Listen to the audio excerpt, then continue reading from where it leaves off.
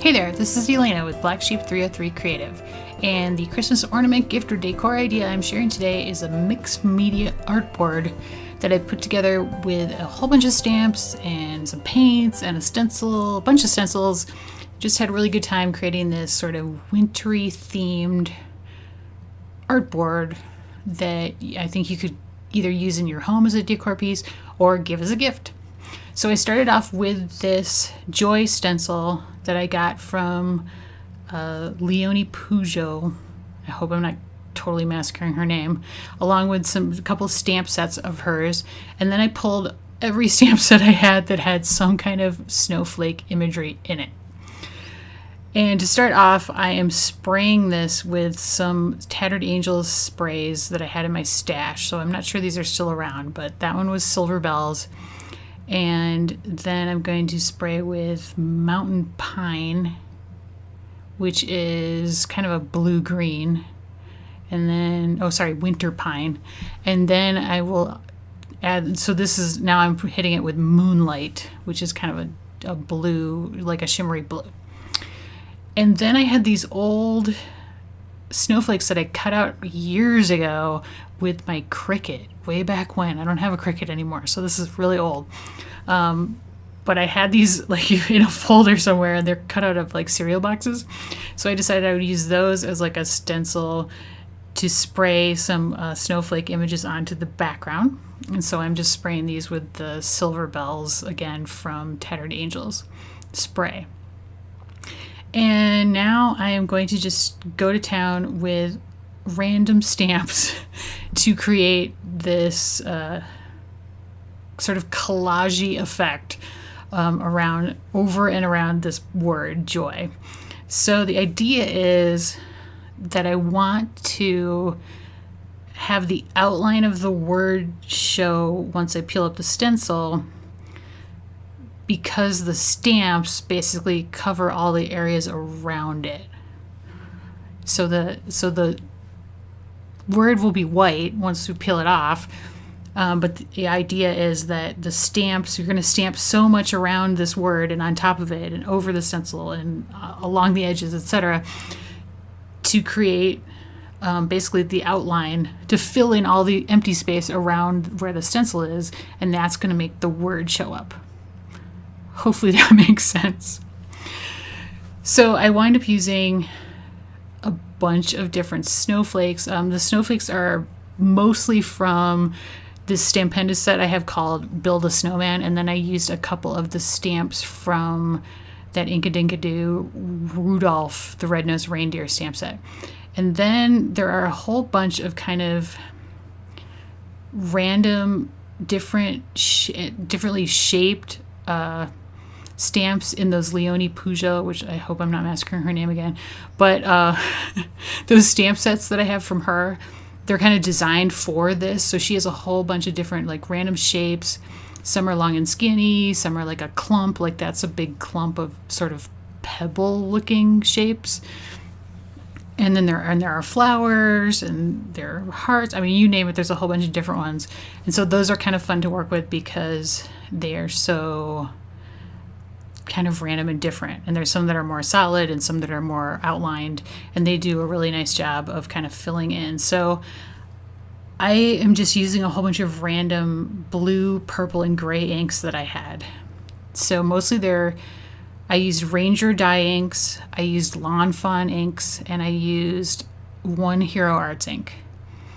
And so that was kind of how I just kept them in the blue, purple, and gray families to just sort of decide to keep it in kind of a wintry feel, like a cooler feel to this overall canvas. And then I'm just going around and filling this in. It's basically like a big puzzle, and there is no right or wrong way to do it. Certainly there are times where I screw up and the things don't stamp very well, but who cares? I just stamp on top of it or around it, whatever. It's really kind of a fun exercise in playing, basically, and like just sort of like let your creative juices flow and just do whatever the heck you want and see what you come up with. And I'm pretty happy with it. Like, I think it's really fun to do. It's a really fun type of project. kind of like frees you up creatively. And you can also make these in pretty much any color scheme and any theme. You know, I think something like this would be great in like a kid's room, or, you know, baby's room would be super cute. I'm going to hang it in my craft room. You could certainly make one that was like holiday, like Christmas themed if you wanted, and hang it up for holiday decor. You could make it all dogs or cats or something and give it as a gift for somebody who's a pet lover. I don't know. The possibilities are endless. But anyway, I digress. So now I am adding paint. There's like this really thick, beautiful paint from Art Anthology. And this color is Cayman, and it's in their sorbet line, so it's shimmery once it dries.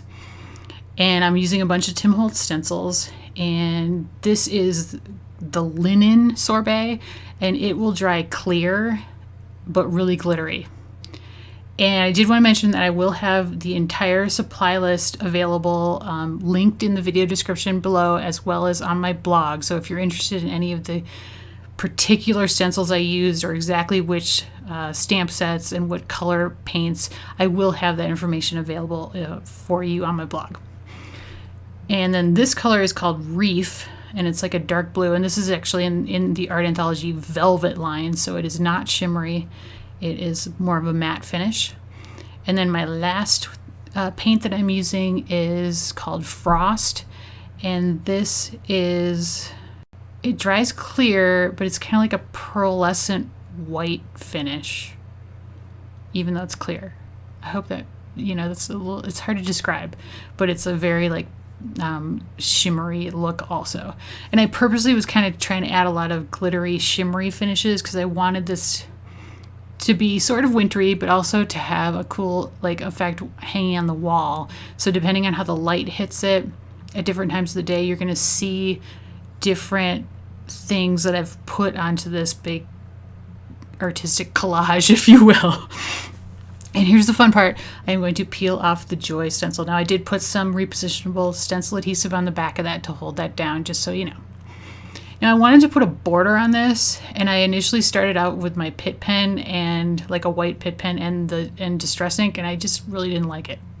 I didn't think it was working well enough. So I decided instead to try some acrylic paint and my Distress grit paste. So I've got violet and phthalo blue acrylic paint. This is not high quality paint. It's like some, you know, really cheap random stuff I bought. And then here's the grit paste, and I'm going to add that in. And grit paste is really cool. Like, it's got a really, really fine, it's not really sand because it's even finer than sand. It's got this really cool texture to it, and it's got a lot of body to it. So it's going to creates this like really cool textured border all around the artboard when I'm done with it. Now I made way too much, so just be aware, like that amount that I made would do like 10 borders of 10 of these artboards. So I didn't know, I was just giving it a shot. So it was okay. So in the future, you really don't need much paint or much grit paste if you're going to do this kind of thing.